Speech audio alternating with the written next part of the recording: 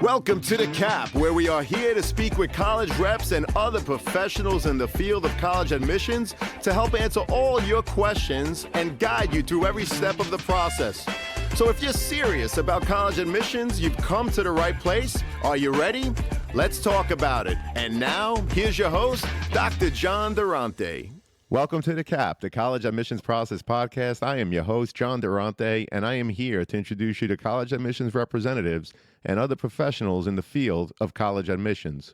Our purpose is to serve you, the students and parents, so that you may gain insight straight from the people who ultimately make the decisions.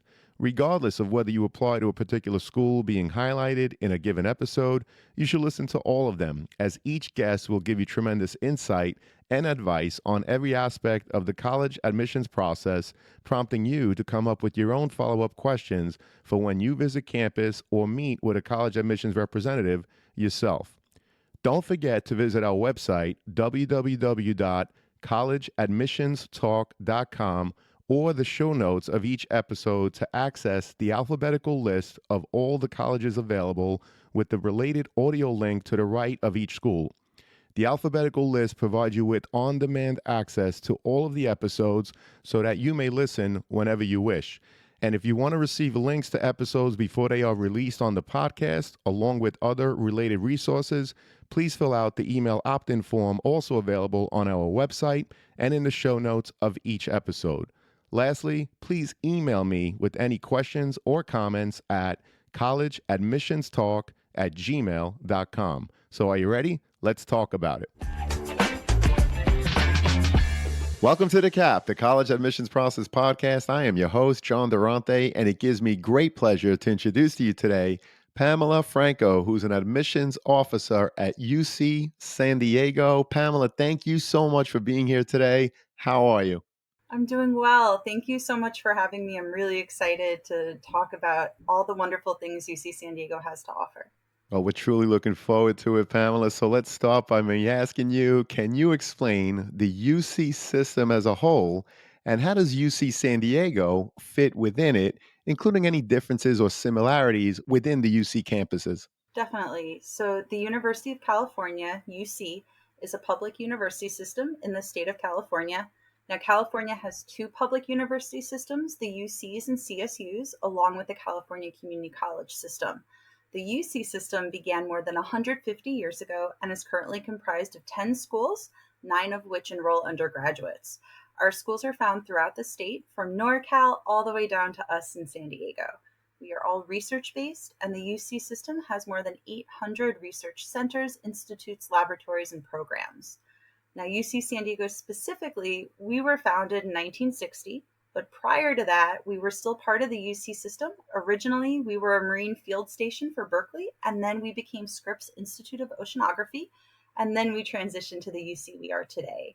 Now, what we are today is student-centered, research-focused. We are a Tier 1 research institution. We're also service-oriented. In terms of geography, we are the most southern UC, located in La Jolla, which is the northern section of the city of San Diego. Now, every UC offers a great experience, but we all definitely have our own personality. At UC San Diego, I always like to say that we're a community that loves to learn. Well, thank you so much for the overview of the entire UC system. We really appreciate it. But Pamela, what else can you tell us about UC San Diego that makes it so appealing for so many students to want to apply and ultimately attend? Yeah, so I always lead with some rankings. We were ranked 6th among the nation's top public colleges this past year by US News and World. In that same report, we were ranked 20th in Best Global Universities, but we're going to be consistently ranked high in a lot of different reports. So if anyone listening is curious, definitely feel free to utilize the internet, explore some of our other rankings. I just don't want to keep talking about all of them because it's a little boring. We have a lot of really appealing features, though. So as a Tier 1 research institution, we receive a ton of research funding. Every year that I have been there, which is almost 8 years now, our research budget has been over $1 billion, and it really climbs every year. So this previous year, we received $1.64 billion of research funding. Wow. So yeah, it's awesome. Our undergrads, they all have the opportunity to participate in meaningful research. And a lot of our majors already have that embedded into their curriculum, which is great. In addition to that, we do have a lot of spaces and resources for our students to engage in research outside of the classroom. One of those spaces is our undergrad research hub, where students are connected with a mentor. They have amazing scholarship opportunities, fellowships. They've been able to publish and present at national conferences. We also we have another great resource center called the Basement, which is a space on campus for students from all majors, promotes meaningful change and the opportunity for entrepreneurship. So if you have a business idea or a product idea and you have no idea where to start, you're going to want to start with the Basement. Now, those were a few stats, some resource centers, but I also like some more tangible examples. So I just have a really quick story that I think encapsulates our opportunities and really speaks to our appeal. In admissions, we hire student workers to lead our tours, and I've gotten to know some of them really well through my time at UC San Diego. A few years ago now, one of those students was a double major, psychology and global health, and they were invited to the Clinton Global Initiative University Conference in Boston. And it was a great opportunity, but she could not afford the travel component, so she reached out to her department. They were very aware of the importance of this for her resume, for her career, so they were able to cover those extra costs so she could still attend. Now, this student was also published during her time at UC San Diego and then went on to Columbia University's Mailman School of Public Health for her master's. Her undergrad time with us is just a great example of opportunities our students have and how we support them. I think that's what makes UC San Diego stand out. We want you to learn in the classroom, but to then implement what you're learning in a real world environment. And we have the resources to support you in that. And then, we have great beaches, great weather. So it's easy to fall in love with UC San Diego. Well, thank you so much for sharing that story. We really appreciate it. And it's definitely an example of how you absolutely do stand out. I didn't know you have $1.64 billion of research funding, which is phenomenal. So let me ask, can you discuss the campus life and the student organizations available to students at UC San Diego and what opportunities there are for students to get involved and build that sense of community that I know that the UC San Diego campus fosters? Definitely. So, as a large public university, and we have over 32,000 undergraduate students, there's a ton of opportunities to get involved. We have over 500 clubs and organizations on campus, and they range from cultural clubs, dance clubs, pre professional organizations, you name it, we do probably have it. I'm really excited that a few years ago, our athletics department was welcomed into the Big West Conference, and we became a Division I school. And that's really exciting for our campus community as a whole. I know everyone in San Diego was so proud of SDSU this past year in March Madness, so hopefully it'll be our turn one day. That'll be a few years, but I'm excited that I do think it's going to happen. I'm a big basketball fan, so go Tritons. Your question also addressed a sense of community, and that brings to mind our college system, which is really unique to UC San Diego and very much tied to community. Uh, the best way that I have found to describe our college system is if you think of UC San Diego as a city, we have 8 neighborhoods or colleges. Each neighborhood or college is its own community. So your residence halls are going to be at your college, dining halls, markets, restaurants. Our student government is organized by college. We have some clubs that are tied to your college. The colleges will host events for the campus. In addition to that, you're also going to have extra academic advisors available through your college for just general questions. So as such, our college system really offers a strong support to our students, but also fosters a sense of community. What makes it, I think, extra unique is that each college is also going to have its own philosophy, which is then mirrored in different general education curriculum. So the idea is you're going to be living with students at your college that are different majors than you, but you are all interested in learning about that philosophy or core value of your shared college. So ultimately, the idea is to connect our like-minded students that might not be the same major, but again, we're interested in that same philosophy. So it's almost like creating a smaller liberal arts style school in this large research-based university. So we're trying to give students the best of both worlds. Again, we're a large campus at 32,000 students. We have about 1,200 acres as well. So we want to make sure students have multiple ways and opportunities to build communities. So, you're going to get to know a student in your major really organically, just from classes, research, study groups. But with our college system, it breaks down our large campus into these smaller, more personal and approachable communities.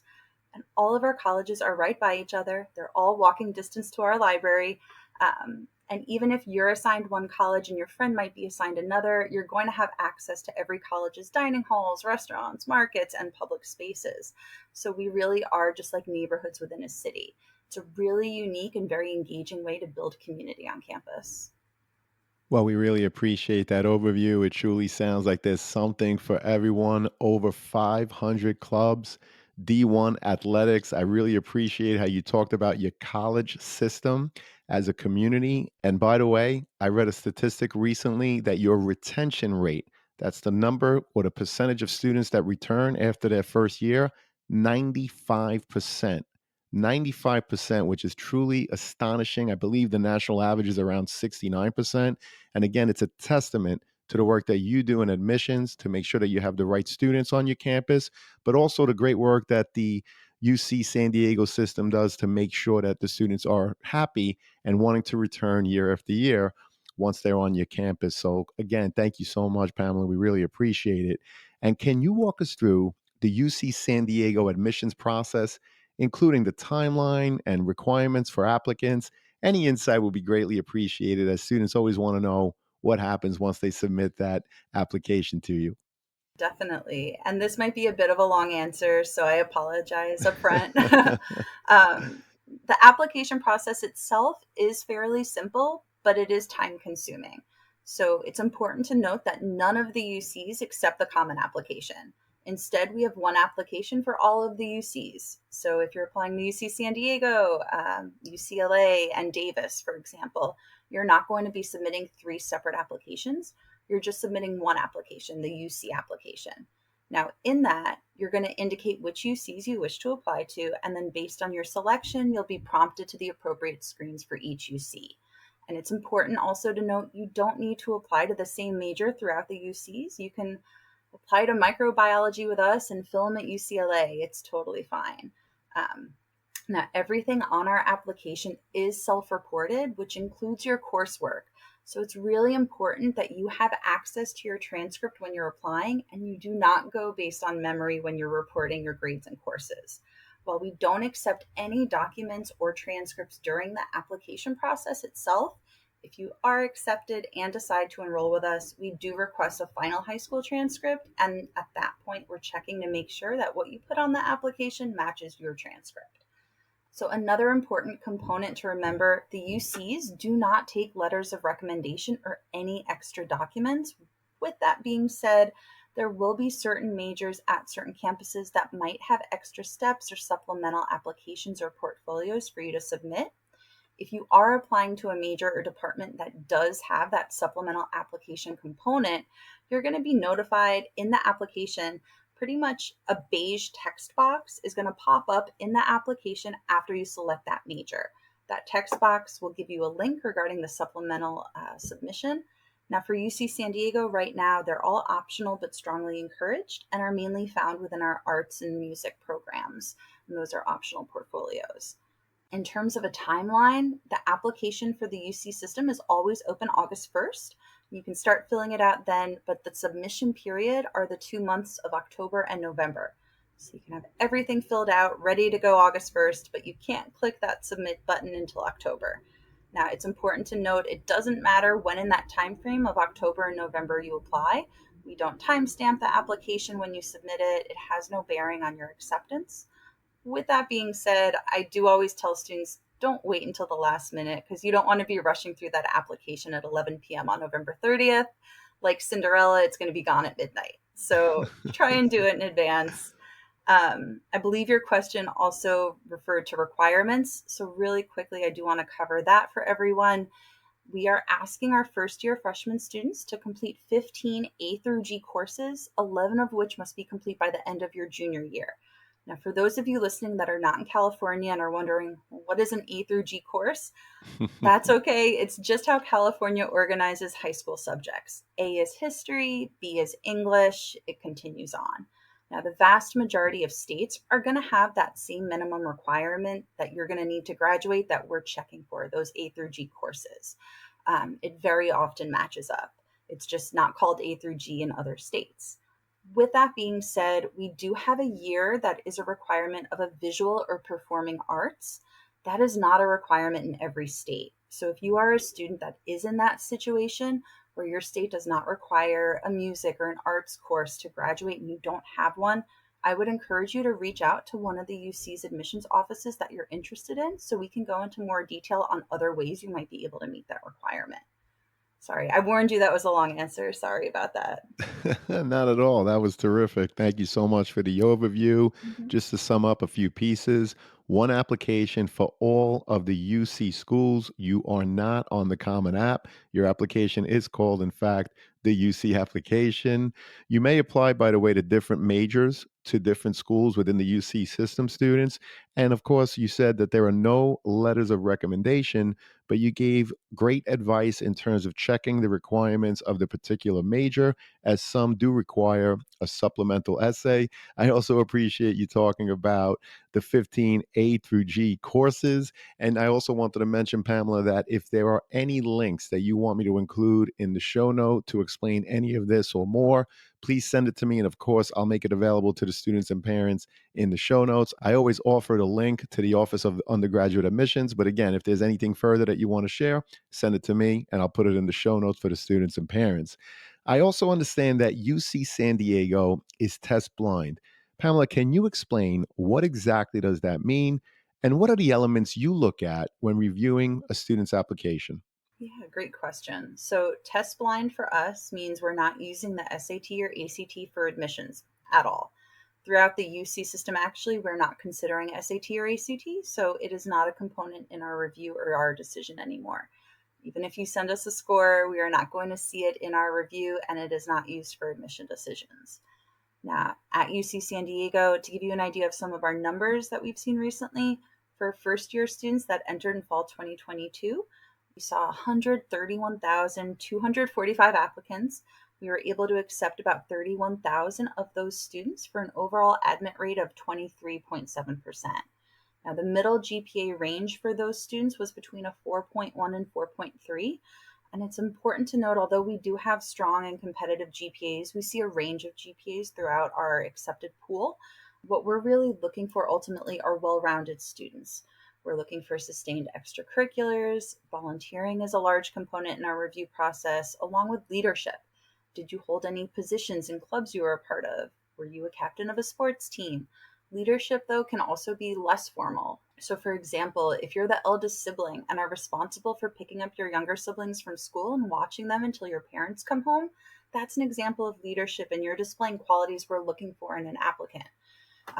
We might have some students that are applying that are really involved in a ton of clubs and love all of that engagement, and that's great. Other students might be really passionate about that one thing only, and they devote a lot of their time to that. And then another student might not have extracurriculars because they have a part-time job. One of these isn't better than the others. We understand that students are all different. What we do want to see is you challenging yourself academically within your high school environment. We'd love to see sustained involvement in clubs or extracurriculars if possible, whether that's in your school or community. And if you're unable to participate in clubs and there's a reason why, we do ask that you share that with us. We've seen students that don't participate because they take a bus and it's 2 hours one way to get to their high school.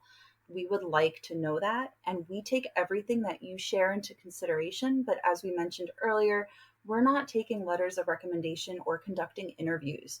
So if you want to tell us something, you need to tell us in the application because we're not going to have another avenue to find that out.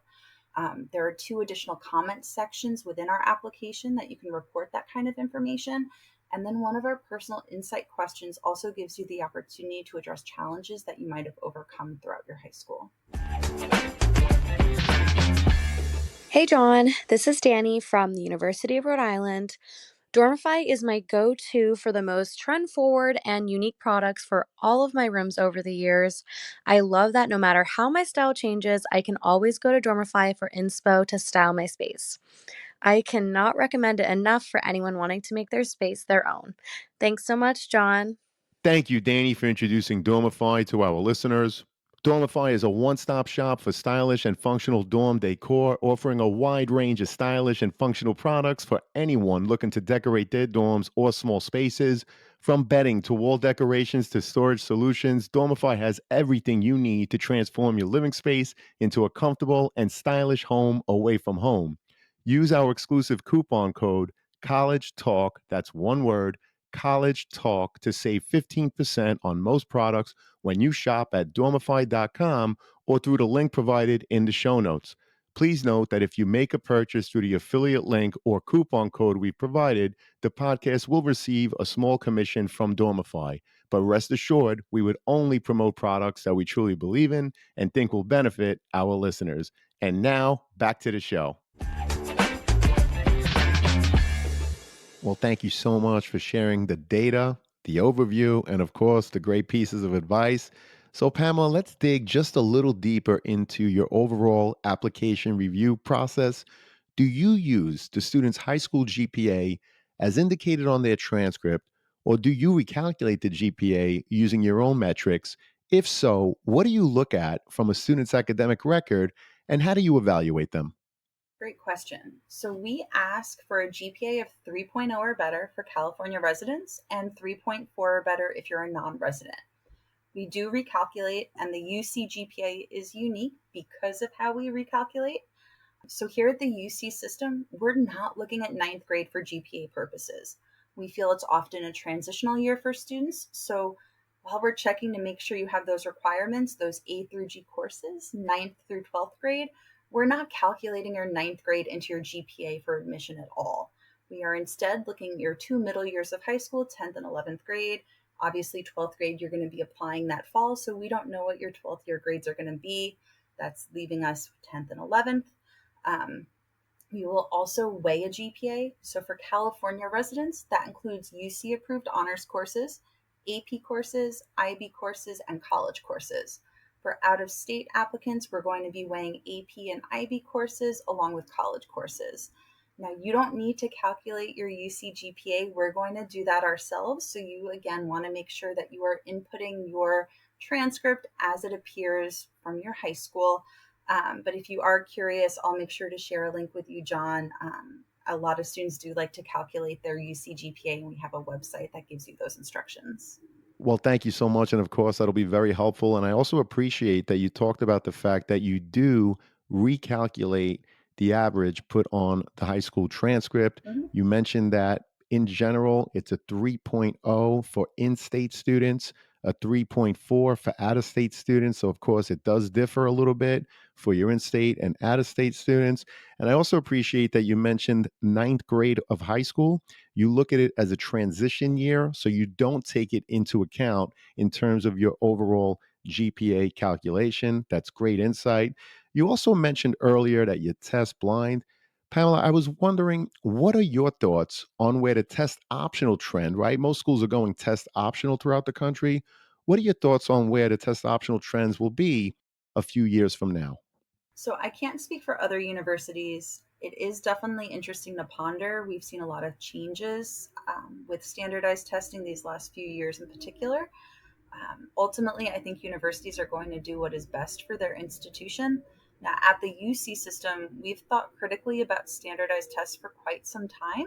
We've actually had a task force created that was prior to COVID, composed of faculty from all of the UC schools.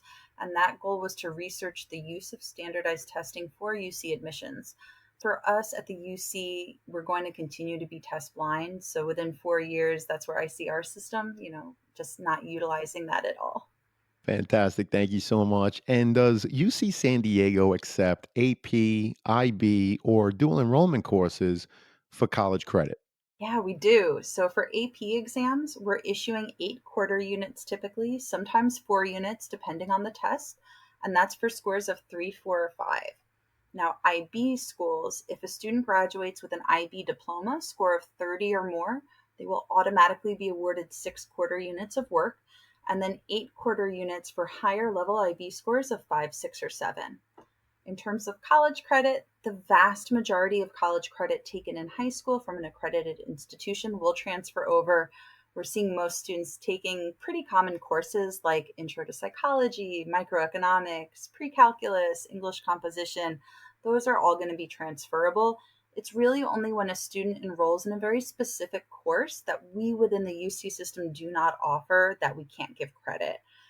For example, I had a student once that had taken a midwifery course that was not transferable, but the vast majority are. Well, we appreciate that. And I know that the PIQs are used in the UC system, and the PIQs, of course, stand for personal insight questions. Can you explain what they are and perhaps share an example that really stuck with you? And what advice would you share with prospective students in terms of what to think about when replying to these PIQs or personal insight questions? Of course. So, as I mentioned earlier, the UCs have one application. You're only going to be submitting one set of PIQs, even if you're applying to multiple UCs. You are going to choose 4 out of 8 personal insight questions to answer, and each response is limited to 350 words max. We encourage students to choose the questions that are most relevant to them and that best reflect their individual experiences. All questions are equal and are given equal consideration in the review process, so that means there's no advantage or disadvantage to your selection. Now, it's important to keep in mind they are not traditional essays, so that means you do not need an intro, a body, and a conclusion. With only 350 words, you are welcome to dive right in with answering it. We encourage you to use I statements and to really be your own advocate. Keep in mind, again, we don't accept letters of recommendation, so this is your time to share and really tell us about yourself in your own words. Now, my best advice is to imagine just someone asking you these questions face to face and approach answering them more like a written interview than a creative writing assignment or an essay for school. Ultimately, the personal insight questions are just that, a personal reflection of you, the student. Now, in strong PIQs, we're typically learning something new, or the student is expounding on something that was found elsewhere in the application, and they are clearly answering the prompt. Some really good ones that have stuck in my mind over the years. One student wrote about their journey to becoming an Eagle Scout, and that was answering the leadership personal insight question. Another student detailed how they grew up in a very rural area, almost like a food desert. They discussed how they opened up a nutritious food stand within their community. They pretty much made their own farm. It was really cool. And that was answering, what have you done to make your school or community a better place? On the flip side, some missed opportunities in PIQs, and these happen frequently. It's usually when a student uses more flowery language and, as such, does not really answer the question, or they're attempting to be clever and answer the personal insight question as if they were a fly on the wall or from the perspective of their cat. We've had students write their answers in song lyrics. It's a little bit harder to find that answer and pull that out of those more creative writing assignment style personal insight questions. So again, approaching it more like a written interview is going to be your best way to tackle the PIQs. Well, those are great examples and insights in terms of what to do or not when diving into the PIQs. So, Pamela, thank you so much. I'm also curious, can you explain what opportunities does UC San Diego offer students that may have had an IEP while in high school in terms of helping to ensure that they continue to be successful once they're on your beautiful campus? Yeah, so we have an Office for Students with Disabilities, OSD for short, and that office serves undergraduate, graduate, and professional school students with documented disabilities, along with student veterans and faculty and staff who provide accommodations.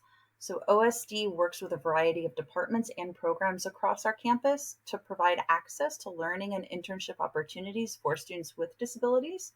And the OSD, they also employ student staff with disabilities and train them in customer service, front and back management, team building, and universal design in physical and electronic environments.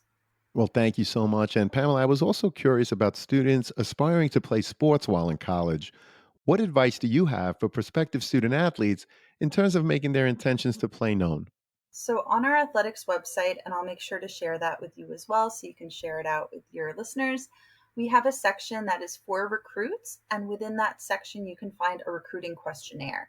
That will help put you in contact with the appropriate people at the appropriate time and in line with NCAA rules and regulations.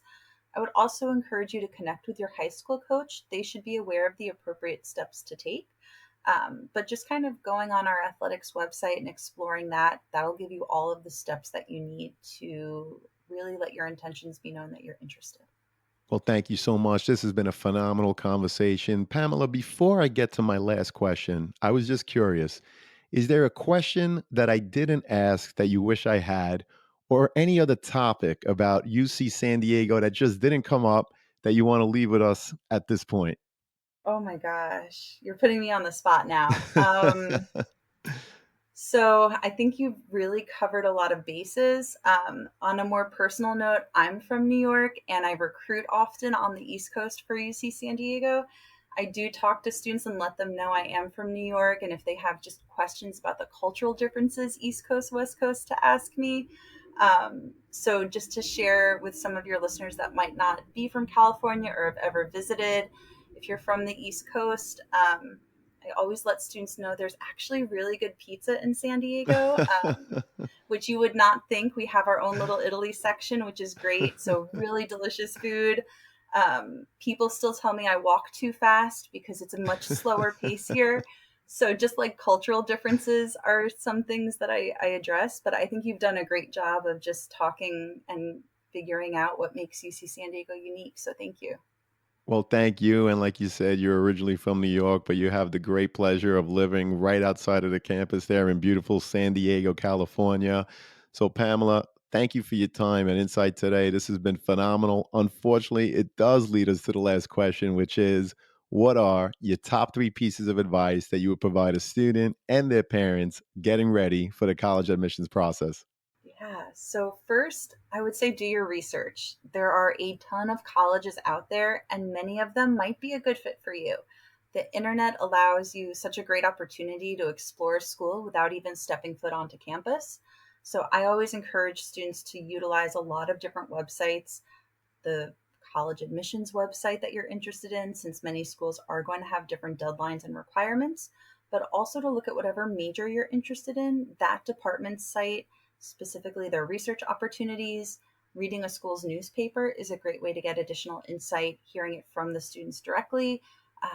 Since COVID, a lot of colleges and universities, including UC San Diego, have really built up their YouTube pages and their social media. So checking on there. So first, do your research. My second piece of advice is to keep an open mind, not only with your college choices, but with majors.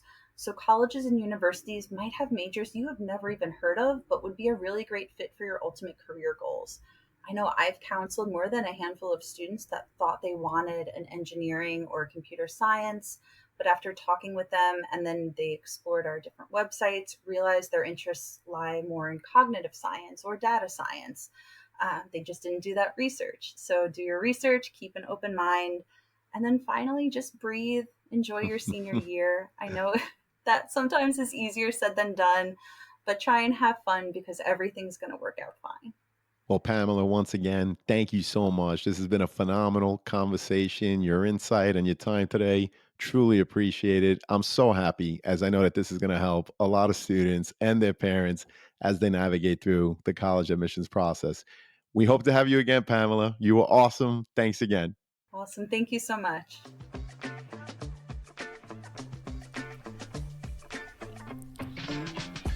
Thank you for joining us on this episode of The CAP, the College Admissions Process Podcast. We hope you enjoyed the show. If you did, please don't forget to tell a friend and follow us on Facebook, Instagram, Twitter, and wherever you listen to your podcasts. I am your host, John Durante, and I look forward to seeing you on the next episode of The CAP.